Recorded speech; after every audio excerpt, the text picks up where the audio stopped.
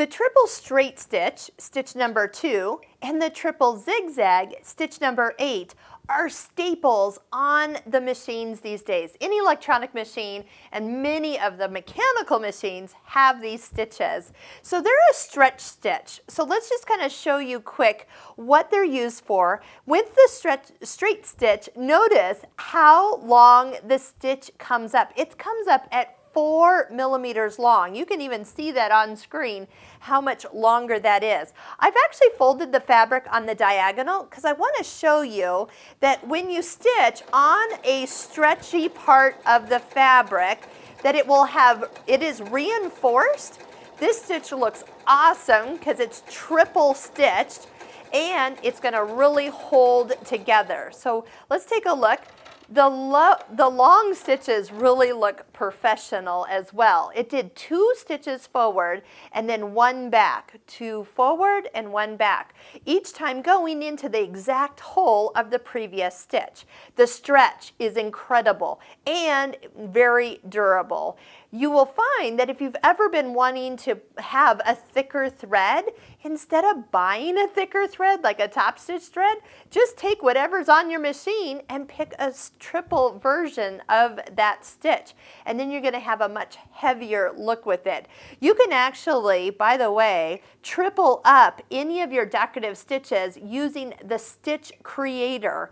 And it will turn any of those stitches, let's see here, let's go to a menu stitch. Let's pick something fun like let's see what we got going on here. Oh yeah. So if we took a stitch like this one over to the Stitch Creator, actually you got to open it, then pick your stitch. Let's do that. And there is an option to 3 times it. And now every stitch that's in your machine can be triply reinforced just by stitching. I'm kind of tempted. I want to almost stitch this. Because you'll see that you can take any stitch and turn it into a triple stitch. Now let's do the zigzag next, when this will give us a good idea.